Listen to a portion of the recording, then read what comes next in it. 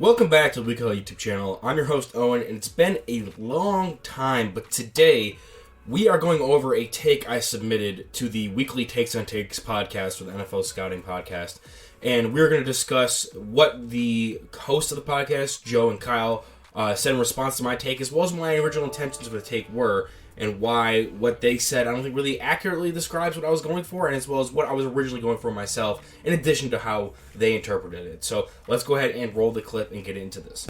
Weekly Huddle says if you're going to go with the everybody eats philosophy, then every player needs to be able to bring a plate to the table. If not, it's a failing offensive strategy, as we have everybody eats against everybody gotta eat here in Bills Chiefs on Sunday. Can I say this? It's really not about like everybody's going to get opportunity. It's just about not being selfish. That's what it comes down to. It's like, hey, block, run the clear out route, do the things that are going to help other people produce. That's not what it's not about like, hey, everyone's going to get 3 touches. No, it's not that. It's don't be selfish.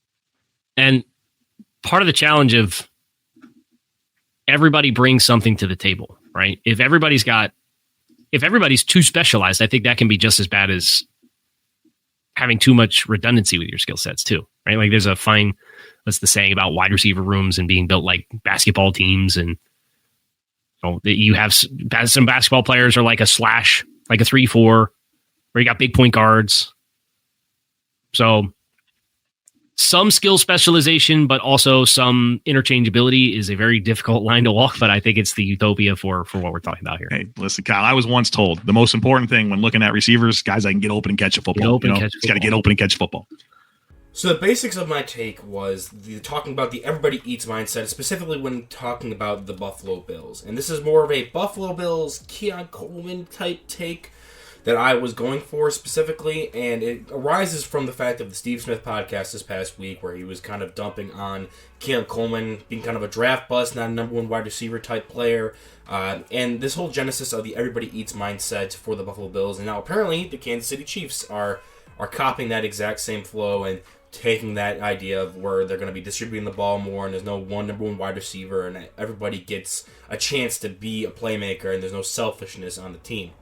Well, I do think that the association with, everybody eats mindset is no selfish players, do your job, do your 111th, and let everybody else, if someone else gets the ball over you, you're letting them succeed. I do agree that is probably one of the areas that they took with that and why they want to implement that in the first place. So I do think that interpretation isn't per se wrong. But the way I worded this doesn't totally oppose that idea, and it's also, I don't think the whole idea of specialization, I don't think it was going that way either. What I meant by they have to bring plates to the table if they want to eat is that these players, if they're going to be in a system where the idea is there's no number one receiver, the role of giant volume target player who demands targets, or they're going to be upset, or your offense doesn't operate as well if you don't have to force targets to them, doesn't exist in this offense. If you're going to run that type of offense, you need to have every single piece on your offense at least have a floor of such where you can trust that if you do need to go to them for that specific drive, that specific play, that you can trust that they will be able to get open and make that catch. So the reason why this is more direct towards Keon Coleman with the Buffalo Bills is the conversations around his lack of separation skills. And even with that, his lack of contested catchability right now in his young career, despite that being like what he was supposed to hang his hat on, like people knew he could separate coming out of college. But the point of Keon Coleman was supposed to be this kind of young transition from basketball, muscular receiver who could win a bunch of contested balls. So he doesn't need to be super open to be able to get the ball towards him. And he's not even doing that well at this point. And the fact that he can't separate, he's not really winning with contested catches, he's getting benched for other reasons, it becomes a question of, is he a guy that's worthy of sitting at the table and eating with everybody else? And when you're looking at that, on top of the other struggles the Bills receiving corps has had, it's because a lot of the receivers they have just aren't good enough talents to fit in with a mindset like that. And when you don't have a baseline of, okay, these guys can get open, can catch, and can be operating level receivers, if you need to rely on them to be such on that drive specifically, or in that game plan for that week, then it doesn't really work. It's a failing philosophy, because now you're looking for the everybody eats, everyone does their job, you need to do your clear route, you need to do this, you need to do that to make the defense respect that, because any one of you can get the ball at any one moment. But if the defense never fears that you can get the ball with regularity, and you're not going to punish them if they don't overcorrect you and keep honest with every single option, then the whole philosophy falls apart and actively becomes a bad one. I think personally the philosophy can work if you have a solid receiver room with a lot of depth at 1 through 4. You don't have to have the stud number 1. You don't need the Jamar Chases. You don't need the Justin Jeffersons of the world to make this philosophy work. But you need to have enough guys to fill out the table and eat.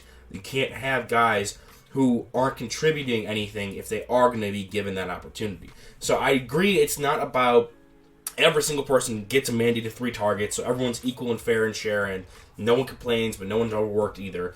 And I don't think it's entirely about just do your job, because then that would be the different kind of mindset. I think it's everybody eats, as in no one's going to get upset in the selflessness aspect that they were talking about, where you're going to do your job, and if you get the ball, you get the ball. If you don't, you're fine with it.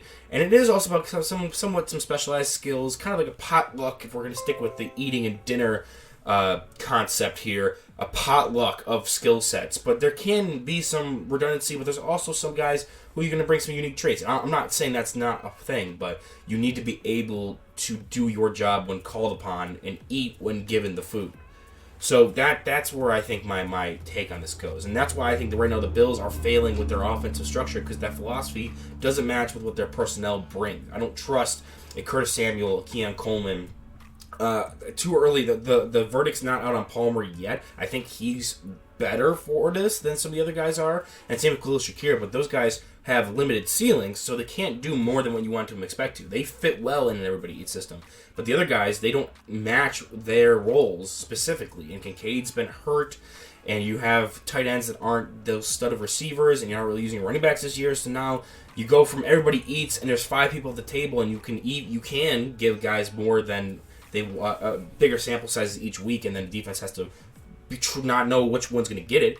But now you have like maybe 2 real threats, and they take those away, and you have to trust that those other guys are going to be able to handle eating more food on their plate that week. And I don't think they have that ability right now. So that is what I was going with this take. Tell me if you agree with that when it comes to the Bills' philosophy, and I guess the Chiefs' philosophy now. The Chiefs are doing it a bit better because they have some actual talented receivers that if they go with one over the other, they can more easily dictate the game that way, and the defense has to be more respectful to the option they're going away from more so. So tell me how you feel about it. I know it's kind of a divisive topic, especially in the world of Buffalo Bills fandom, so let me know about that in the comments, and I'll see you guys in the next one.